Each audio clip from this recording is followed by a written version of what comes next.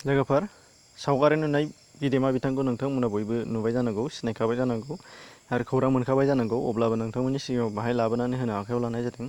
बे जाहैबाय बिथाङा जाहैबाय जमुना बर'। जों बयबो मिथिगौ बिथां बक्सिं गेलेगिरि। दा बिथांनि थाखाय खेबसेबाव आरोबाव गोदानै जोबोद रंजानायनि बाथ्रा जानानै फैदों। फ्रायानो मिथिखाबायब्लाबो नोंथांमोननो खिन्थानो आखायाव लागासिनो दङ।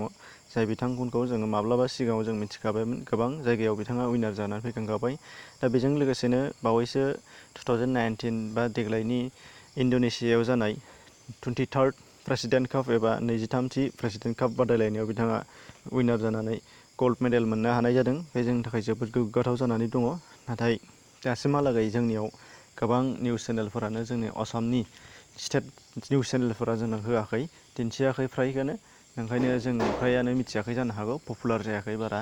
अब्लाबो ओंखायनो बाहाय आङो फिसा चेनेलावनो आंनियावनो एसे खिन्थानानै होनो आखायाव लानाय जाहैबाय। दा नोंथांमोनहा बयबो फ्रायानो मिथिबाय जानो हागौ बा बिथाङा सनानि मेडेल मोननो हानायखौ। बे जोंनि थाखाय बर' हारिनि थाखाय जोबोद गोग्गाथाव। बर' हारिनिल' नंला, दुलाराय भारतनिनो जोंनि थाखाय गोग्गाथाव जानानै फैबाय। दा बिथां गेदेमाखौ जोङो गंसे आंनि नेचार पाब्लिकेसननिफ्राय जानानै कंग्रेसुलेसन बावहरबाय। बिथांनिसिम आसा खालामो नोंथांमोनहाबो बहाय बावहरगोन। दा बेजोंनो लोगोसे नैबे बिथां भाग्यबती कसारी बिथाङाबो नोंथांमोना बेखौ बयबो मिथिगौ। बिथाङाबो नाथाय बे एखे स्पटआव नङा, बिथांनिया जायगाया आलादा।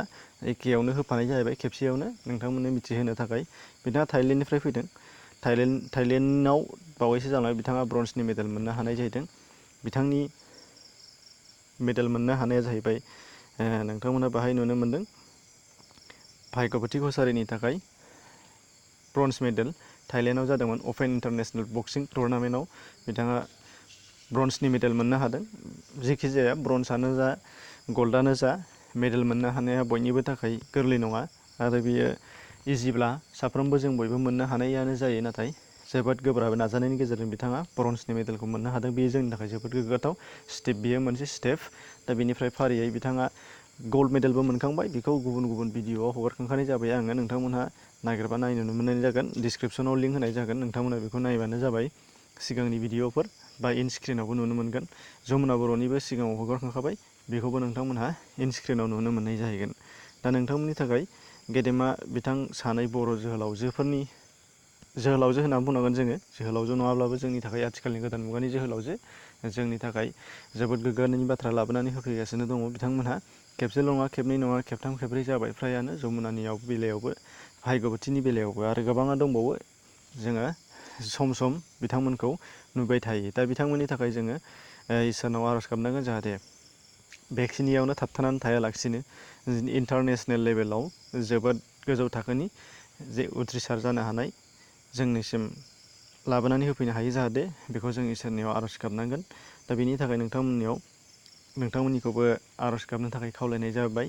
बेजों लोगोसे नोंथांमोनहा बेफोरबायदि निउस चेनेल गुबुन गुबुन बिथिंनिफ्राय मिथिबाय थानांगौनि थाखाय नोंथांमोनहा चेनेलखौ साबस्क्राइब खालामाखैबा खालामनानै लाब्लानो जाबाय।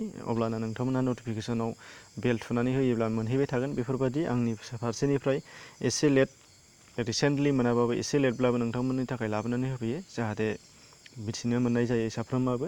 बे हिसाबै अब्ला लोगोफोर दिनैनि बे भिडिअआ एसेनोसै। गोजोन्थों।